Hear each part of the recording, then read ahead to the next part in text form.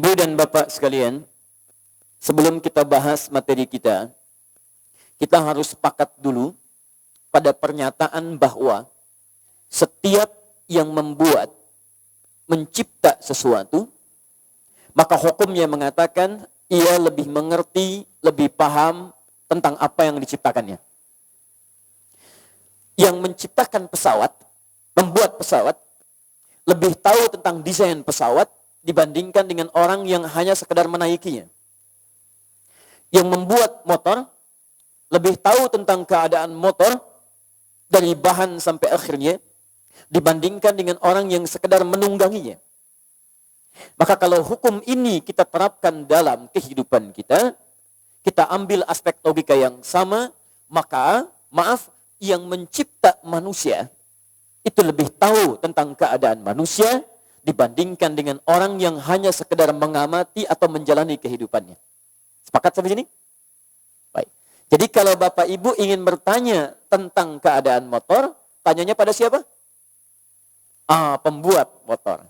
Kalau Anda ingin bertanya tentang tipikal pesawat, tanya pada siapa? Tanya pada Pak Habibie. Baik. Tapi kalau Anda ingin bertanya tentang manusia, maka Anda akan tanyakan pada siapa? Anda harus kembali berpikir logis, jangan tanyakan pada pembuat pesawat, jangan tuturkan kepada pembuat motor, tapi tanyakan kepada yang menciptakan dia. Dan semua akan sepakat bahwa tidak ada yang menciptakan manusia kecuali yang lebih daripada manusia. Tidak ada yang menciptakan makhluk kecuali apa yang disebut dengan khaliq. Jadi makhluk itu yang tercipta, khaliq itu yang mencipta. Penciptaannya disebut dengan khalaq. Di khalaqa proses penciptaannya, makhluk itu wujud yang terciptanya, khaliq itu yang menciptakannya. Dan tidak ditemukan dalam paparan kitab suci yang menyebut dirinya khaliq kecuali Rabbul Alamin, Allah Subhanahu wa taala. Quran surah ke-15 ayat ke-28. Mari kita lihat gambarannya. Wa idz qala rabbuka lil malaika. Ketika Rabbmu Muhammad berfirman pada malaikat, inni khaliq. Saya, kata Allah, khaliq. Allah langsung menyebut dirinya dengan khaliq. Jadi kalau ada bahasa sang khaliq, itu artinya kembali pada Allah Subhanahu wa taala. Inni khaliqun bashara. Inni khaliqun bashara. Sayalah yang akan mencipta bashar, manusia. Saya pernah sampaikan bahkan di tempat ini, manusia di dalam Quran disebut dengan 5 nama. Nama pertama disebut dengan bashar, 35 kali disebutkan dalam Al-Quran. Nama kedua disebut dengan ins, bersanding dengan jin. Jadi ketika jin disebut, insnya muncul. Ya ma'syaral jinni wal ins. Wa ma khalaqtul jinna wal ins. Jadi ketika jin muncul, ins muncul. Pasangan ini disebutkan 18 kali dalam Al-Quran. Tiga kadang disebut dengan insan. Insan. Bahkan ada surahnya, surah ke-76. Al-insan. Hal ata alal insan. Ar-Rahman, 'allama al-Qur'an, khalaqal insan. Iqra bismi rabbikal ladzi khalaq, khalaqal insan. 65 kali disebutkan dalam Al-Qur'an, di 63 ayat berbeda, di 43 surah yang tidak sama. Insan. Keempat disebut dengan Bani Adam. Bani Adam. Quran surah 7 ayat 31 misalnya, ya Bani Adam, khudhu zinatakum 'inda kulli masjid. Bani Adam. 7 kali disebutkan dalam Al-Quran. Dan yang kelima disebut dengan An-Nas, An-Nas, An-Nas. 241 kali disebutkan dalam Al-Quran. Surah paling favorit, surah An-Nas. Qul a'udhu birabbin nas. Masya Allah. 5 kali, 5 nama maksudnya disebutkan dengan 5 nama, istilah berbeda, dengan diksi yang tidak sama, dengan penekanan yang berbeda. Jadi kalau Anda nanti membaca Al-Quran, terjemahan bisa sama. Tapi maknanya itu berbeda penekanannya. Anda disebut bashar, beda dengan penamaan ins. Anda disebut ins, lain dengan insan. Anda disebut insan, tidak serupa dengan Bani Adam. Anda disebut Bani Adam, tidak sama dengan An-Nas. Nah sekarang ketika Allah mengatakan saya akan mencipta manusia, Allah langsung menyebut dirinya dengan khaliq. Quran surah 15 Al-Hijr ayat 28. Wa idz qala rabbuka lil malaikati inni khaliqun bashara. Saya khaliq, saya yang mencipta manusia. Jadi keterangan pertama, Kalau kita bertanya siapa yang mencipta manusia, jawaban kita siapa? Allah. Siapa Khalik? Allah. Dan semua manusia ketika ditanya, karena Allah menyebut saya mencipta manusia, maka fitrah manusia akan cenderung ketika ditanya siapa yang menciptakanmu, dia akan mengembalikan kepada Allah Subhanahu wa taala. Orang yang belum kenal Allah, dia akan memanggil dengan kalimat yang berbeda karena belum mengenalnya. Minimal dia sebut Tuhan. Minimal dia sebut Tuhan. Karena itulah nanti ketika Allah menyebutkan Tuhan akan dikembalikan kepada Allah Subhanahu wa taala. Ya, la ilaha illallah. Ya, Quran surah ke-47 ayat 19. Fa'lam annahu la ilaha illallah. Fa'lam, Anda mesti tahu annahu, bahwa sesungguhnya ditetapkan la ilaha, tidak ada Tuhan yang layak disembah, yang diakui, yang punya nama khusus kecuali illallah, Allah. Karena itu nanti dalam ilmu tauhid, turunan dalam cabang bahasanya, fiqh lughatit tauhid, fikih bahasa khusus membahas tentang tauhid. Ini satu resep saya berikan hari ini. Saya berikan satu rahasia penting dalam ilmu tauhid di bidang bahasanya. Saya bagi untuk kita saja hari ini. Ini rahasia sebetulnya. Baik. Jika Anda ditanya, apa buktinya Allah satu-satunya Tuhan dan tidak ada yang lain yang dibenarkan sebagai Tuhan? Perhatikan, satu yang luar biasa, yang membuktikan Allah sebagai Tuhan, dan tidak kita bisa akui yang lain sebagai Tuhan, salah satunya nampak pada penamaannya. Allah memiliki nama khusus, yang dengan nama ini akan menunjuk langsung kepada Allah zat yang mencipta dan layak disembah, yang tidak serupa dengan nama-nama lainnya. Apa di antara cirinya? Perhatikan baik-baik. Dan inilah jawaban dari Al-Quran ketika Nabi ditanya oleh masyarakat Quraisy pada saat itu. Mereka berkata, ya Muhammad, siapa nama Tuhanmu yang benar? Kamu kok mengatakan Rob, Rob, Rob. Jadi ketika menerangkan Tuhan, Nabi mengatakan, Kul a'udhu birabbil falak, Rabb. Kul a'udhu birabbin nas, Rabb. Kata mereka, kalau cuma Rob, kami juga punya Rabb. Ini Lata, ini Azza, ini Manat, ini pun Rabb yang merawat kami, yang memberikan petunjuk pada kami. Rabb, kamu siapa? Maka diberikanlah nama khusus yang dengan nama ini tidak akan dimiliki oleh nama-nama yang lainnya. Kul, Quran surah ke-112. Kul, katakan Muhammad, huwa, yang dimaksud dengan Rabb yang mereka tanya itu Allah. Allah. Allah. Tidak sekedar Allah, tapi diberikan sifat keutamaannya. Ahad. Kul huwallahu ahad. Masya Allah. Sekarang hari apa? Bukan. Jangan mengarang. Awas, kita sudah punya perjanjian di awal pertemuan kita. Kalau antum menyalahi ini, saya nggak akan datang lagi ke sini. Nah, sekarang hari apa? Bukan, Bu. Bukan, jangan mengarang. Kalau tidak tahu, katakan apa? Sekarang hari apa? Oh, tidak ada, wallahu a'lam. Nggak ada hari wallahu a'lam. Masya Allah. Silahkan tanya. Al-yawm al-an, what day is it today? Wallahu a'lam. Masya Allah, nggak ada. Bingung orang. Baik. Nggak hafal hari? Masya Allah. Besok hari apa? Senin tuh itu hafal. Baik, jadi sekarang hari apa? Bukan minggu. Nggak ada minggu. Nggak ada minggu. Minggu itu nanti dibawa. Nanti saya kisahkan tentang minggu kalau nanti ada waktunya cukup. Buka di kitabnya Risalah Ahlussunnah wal Jamaah karya Syekh Muhammad Hashim bin Asy'ari yang mendirikan Nahdlatul Ulama tanggal 31 Januari 1926.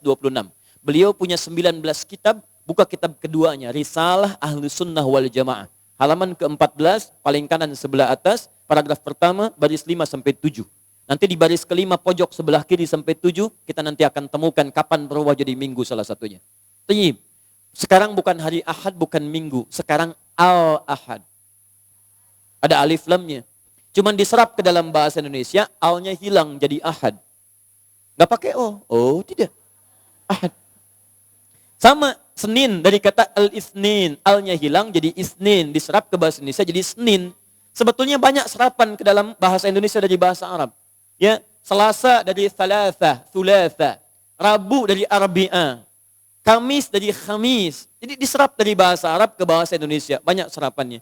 Dan berita baiknya itu sekitar 60 kosakata dalam 60% bahasa Indonesia itu salah satunya banyak dari bahasa Arab.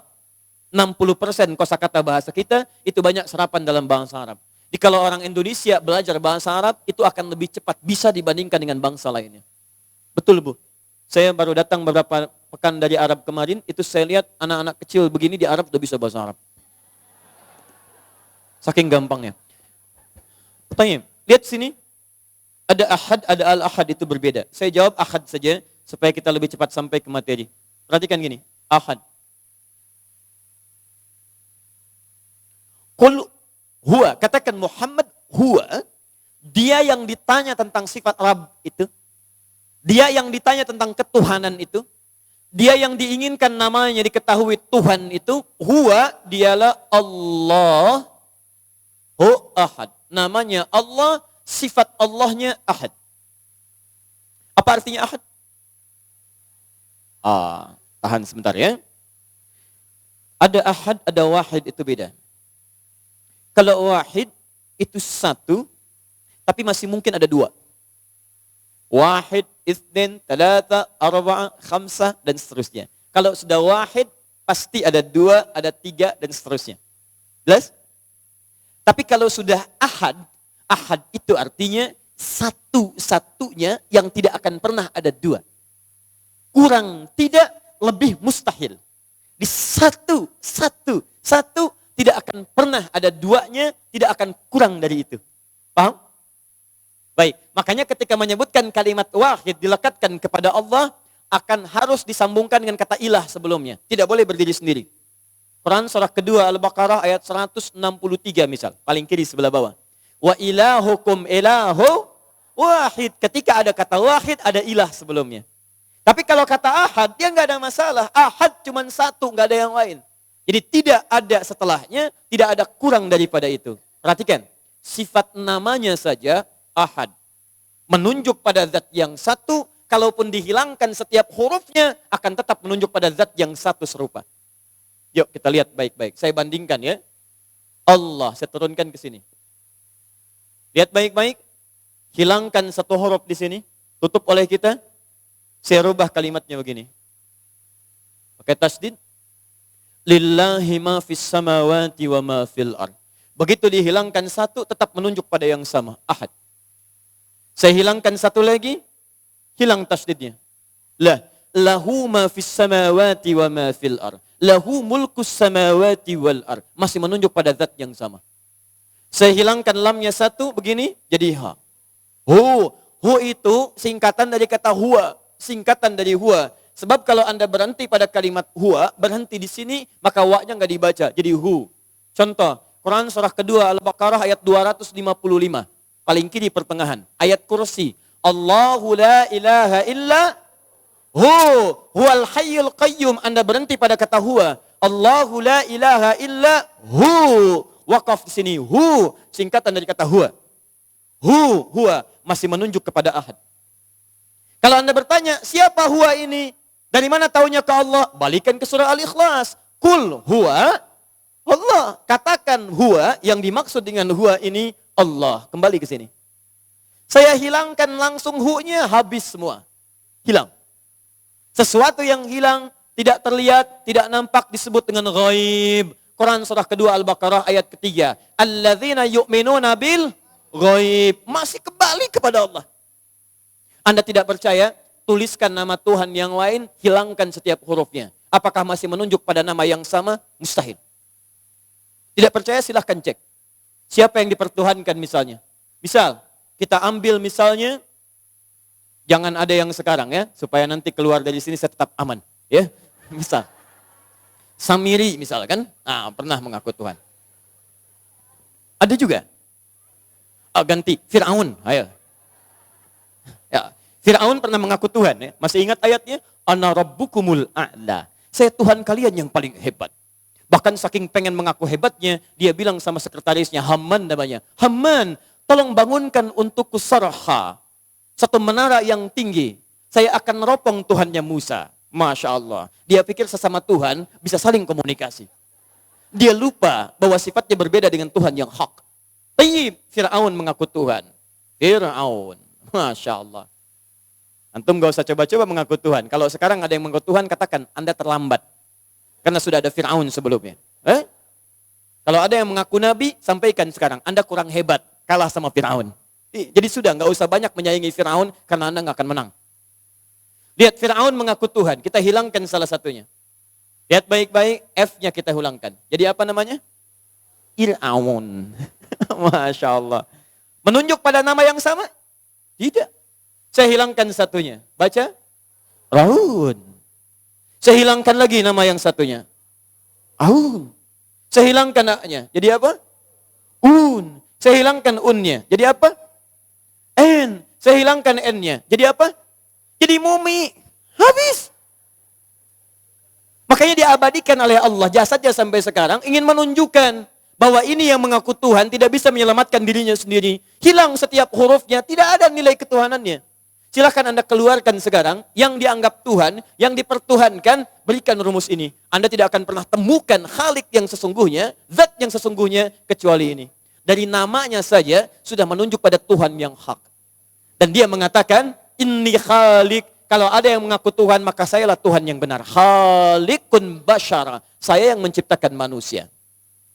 Jadi kalau ditanya siapa yang mencipta manusia? Allah. Jelas sampai sini? Kalau sudah jelas, mari kita turunkan sampai menemukan 40 tahun. Karena Allah yang mencipta manusia, maka ketika Anda ingin mencari keterangan tentang manusia, dari sejak tahapan, etapa kehidupannya dari awal sampai berakhir, maka Anda tidak akan pernah menemukan keterangan yang detil, kecuali keterangan dari Allah subhanahu wa ta'ala. Kalau Anda ingin menemukan keterangan dari Allah, maka Anda mesti melacak firman-Nya. Jika Anda ingin mencari firman-Nya, maka tidak pernah akan Anda temukan kecuali yang terkumpul pada Al-Quran. Yang disampaikan pada Nabi Muhammad sallallahu alaihi wasallam. Karena itulah Allah tegaskan di Quran surah kedua Al-Baqarah ayat ke-185. Paling kiri pertengahan, Syahrul Ramadan alladzi unzila fihil Quran. Di bulan Ramadan diturunkanlah Al-Quran. Apa isi Al-Quran? Isinya semua firman Allah Subhanahu wa taala yang disampaikan pada Nabi Muhammad sallallahu alaihi wasallam. Seperti Allah berfirman kepada nabi-nabi sebelumnya untuk menyampaikan wahyu pada kalangan umatnya. Dari mana taunya Ustaz kalau Al-Quran firman Allah supaya bisa melacak keterangan tentang manusia? Buka Quran surah keempat An-Nisa ayat 163. Paling kiri sebelah atas. Inna auhayna ilaik.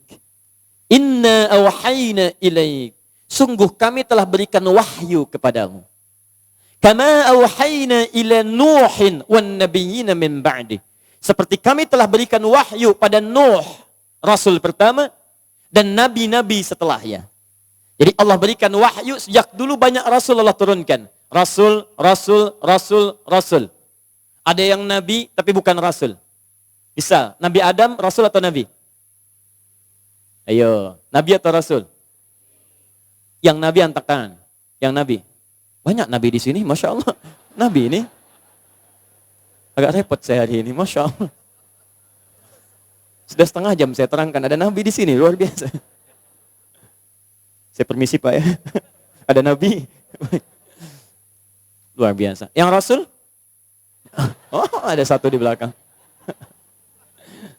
Nabi Adam itu alaihi salam nabi bukan rasul.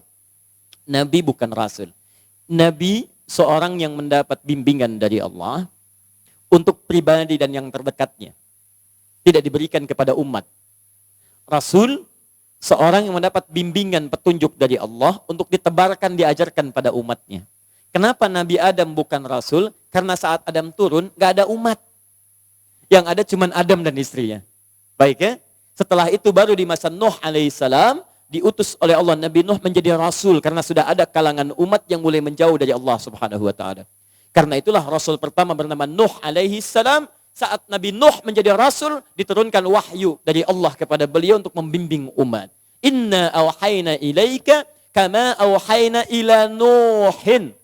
Dari Nabi Muhammad sallallahu alaihi wasallam sampai ke zaman Nabi Nuh alaihi salam ada kisaran 37 generasi. 36 sampai 37.